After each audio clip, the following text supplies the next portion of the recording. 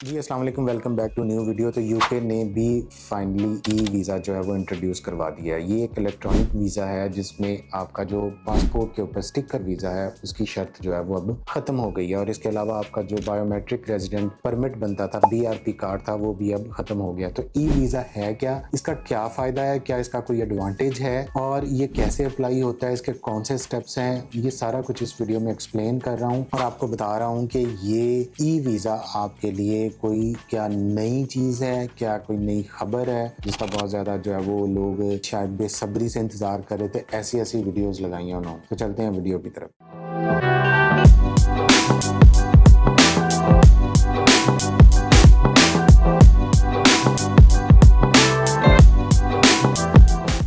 जी हाँ, तो यूके ने जैसे कि सारी दुनिया जो है वो पेपरलेस सिस्टम की तरफ जा रही है। इसका एक मकसद ये है कि कार्बन फुटप्रिंट जो है वो कम से कम हो, कम से कम जो है वो आपकी ऑर्गेनिक वेस्ट जो है आपकी मिले, आपको पेपरलेस सिस्टम हो, ग्रीन या इकोसिस्टम जिसको बोलते हैं। बाहर के कंट्रीज में जब आप जाते हैं तो ये जो स्लिप्स आपको मिलती हैं शॉपिंग के लिए, ये भी मोस्टली इलेक्ट्रॉनिक स्लिप्स हैं। वो आपके नंबर पे, आपके ईमेल पे जो है वो आपको आ जाती हैं। लेकिन पाकिस्तान में अभी भी जब जाते हैं तो वो इतनी बड़ी रसीद निकाल के देते हैं, तो इससे पेपर का ज़्या होता है और रिसोर्सेज ज़्यादा लगते हैं। तो सारी दुनिया जो है वो already eco friendly green technology की तरफ जा रही थी। इससे पहले बहुत सारे कंट्रीज जो है वो ई वीज़ा जो है वो देते हैं। फॉर एग्जाम्पल आपको mostly travel visa e visa की फॉर्म में मिलता था।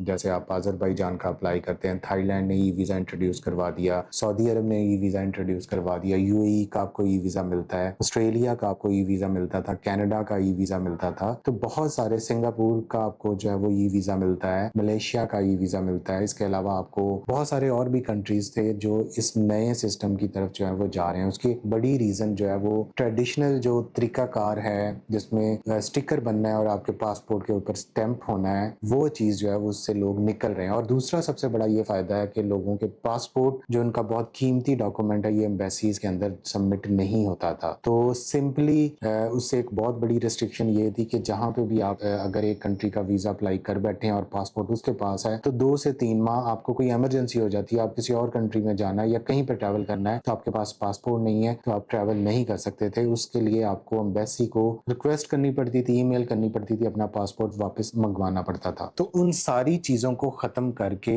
अब लोग ई वीज़ा की तरफ जो है वो दुनिया की जो गवर्नमेंट्स हैं वो ई सिस्टम की तरफ जा रही है। इलेक्ट्रॉनिक सिस्टम का फ़ायदा ये है कि ये पेपरलेस है, इसमें आपकी ऑनलाइन आईडीज़ शो हो जाती हैं, आपको एक रेफरेंस आईडी मिल जाती है, आपका अकाउंट बन जाता है जिसको आप रेफरेंस कोड मिल जाता है, जिसके थ्रू आप थ्रू आउट उस कंट्री में जो है वो इजीली ट्रैवल कर सकते हैं विदाउट एनी रेस्ट्रिक्शंस। तो यूके में जो करंटली 15 जुलाई 2025 से ये इम्प्लीमेंट हो गया है कि जो लोग भी स्टडी और वर्क वीज़ा के लिए यूके जाएंगे वो अपना ई वीज़ा अप्लाई करेंगे। इस सिस्टम में और जो पहले सिस्टम था उसमें सिर्फ फ़र्क ये है कि आपका पासपोर्ट जो है वो अब एम्बेसी या वीएफएस जहाँ पे आपके बायोमेट्रिक्स होते हैं वहाँ पे सबमिट नहीं होता। आप जाते हैं, अपना आपका कैश आ गया, उसके बाद आपने वीज़ा प्रोसेस के लिए अप्लाई किया, आपने सिंपली ट्रेडिशनल जो वे था उसमें आपने अप्लाई किया, जिसमें आपने वीएफएस की अपॉइंटमेंट ली, आपके वहाँ पे बायोमेट्रिक्स हुए, आपके डॉक्यूमेंट सबमिट हुए। अब वहीं पे आपका पासपोर्ट का स्कैन जो है वो सारे पेजेस को स्कैन करके वहीं पे आपको पासपोर्ट वापस कर देंगे। ये मेन एप्लीकेंट के लिए। अब जो डिपेंडेंट है और जो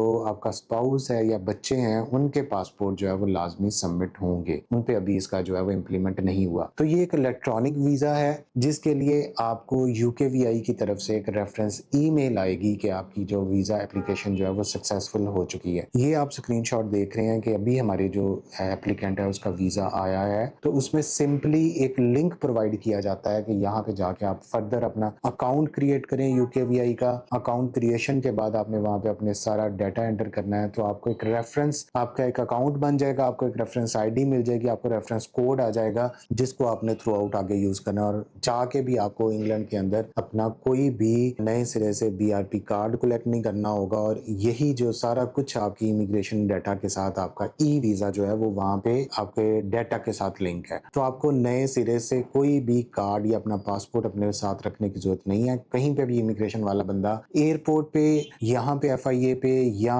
यूके के अंदर आपसे पूछता है तो सिंपली अपना जो रेफरेंस कोड है यूकेवीआई का या उन उनको आप अपना इलेक्ट्रॉनिक वीज़ा जो एक डॉक्यूमेंट की फॉर्म में आपके अकाउंट के ऊपर मौजूद है उसको आप दिखा सकते हैं। वहीं से वो देख लेगा कि आपका स्टेटस क्या है, क्या आप एक्टिव हैं, लीगल हैं या आपका जो है ये वीज़ा एक्सपायर हो चुका है, अब आपको यूके छोड़ के चले जाना चाहिए। तो ये जो खबरें थी कि कोई बहुत बड़ी नई चेंज आ गई, यूके ने वीज़ों की बौछार कर दी है, यूके ने वीज़े बहुत ज़्यादा देना शुरू कर दिए हैं, तो ऐसी कोई बात नहीं है। यूके की वीज़ा पॉलिसी काफ़ी हद तक जो है वो स्ट्रिक्ट हो चुकी है। यूके ने अब बहुत ज़्यादा इंटरव्यू स्टार्ट कर दिए हैं। यूके ने एम्बेसीज इंटरव्यू जो है वो टफ आना शुरू हो गए हैं, बच्चों की रिजेक्शन आना शुरू हो गई है। यूनिवर्सिटीज़ के इंटरव्यू जो है वो टफ हो गए हैं। कैस हीट जो है वो बच्चों की कंप्लीट नहीं हो रही। उसमें बहुत सारी रीजंस थी कि यूके को भी बहुत ज़्यादा मिसयूज़ किया गया। कोई बंदा जिसके पास पैसे थे, बेशक उसकी डिग्री थी, असली डिग्री, जाली degree, fake bank statement, fake documents, वो जी यूके चला गया और समझते थे कि शायद यूके में, तो यूके का अब जो है वो एक तरह का डाउनफॉल है। इन्होंने बहुत ज़्यादा चीज़ों को स्ट्रिक्ट कर दिया। यूनिवर्सिटीज़ को रेड फ्लैग्स दे दिए कि आपने जो बेतहाशा cash without any candidate eligibility बांटा है तो अब वो मौज नहीं मिलेगी। तो ई वीज़ा जो है वो सिंपली आपने इसके, ये आपके सामने स्क्रीनशॉट्स होंगे, ये आपको पूरी एक जो है वो फाइल, एक मैं सिंपली आपको बता दूं कि इसमें फर्स्ट आपने अकाउंट क्रिएट करना है। अकाउंट में अपनी इंफॉर्मेशन प्रोवाइड करनी है, जो आपका GWS जो आपका आइडेंटिफिकेशन को आपको नंबर मिलता है वीज़ा फॉर्म फिल आउट करने के बाद, वो वहाँ पे आपने आगे लगाना है। फिर जब आपकी वीज़ा ईमेल की सक्सेस आ जाएगी तो यहाँ पे जाके आपने अपने वीज़ा अप्लाई करना है। ये 5 से 10 मिनट का काम है और ये कंसल्टेंट ने काम करना है। अब आपके पास जो इसमें है सबसे कि अपने नाम की हमेशा ईमेल आईडी बनाए, अपनी ईमेल आईडी की एक बैकअप जो इसको ईमेल बोलते हैं वो रखें, हमेशा एक बैकअप मोबाइल नंबर उसके साथ अटैच करेंगे जिस पे आपको कोड आएगा। तो ये सारी चीज़ें जो है वो आप जब आपने मैनेज करनी है और आपके कंसल्टेंट ने आपको हेल्प आउट करना है, तो ये सिंपली एक अल्टरनेटिव वेरिएंट है जिसमें आपका स्टिकर वीज़ा नहीं लगेगा और आपको इलेक्ट्रॉनिक जो है वो नंबर एक मिल जाएगा, आपका इलेक्ट्रॉनिक वीज़ा मिल जाएगा। तो इस हवाले से आपको इतनी ज़्यादा कोई खुशी नहीं है, ना ही कोई ये कोई बहुत ज़्यादा कोई डिफरेंट चीज़ है, ये अपडेट है जिसके लिए आप लोग जो है वो बहुत ज़्यादा खुश हो रहे थे कि यूके ने शायद को नहीं। लेकिन इसमें ये ज़रूर फ़ायदा मैं कहता हूँ कि ये एक पेपरलेस सिस्टम है, ये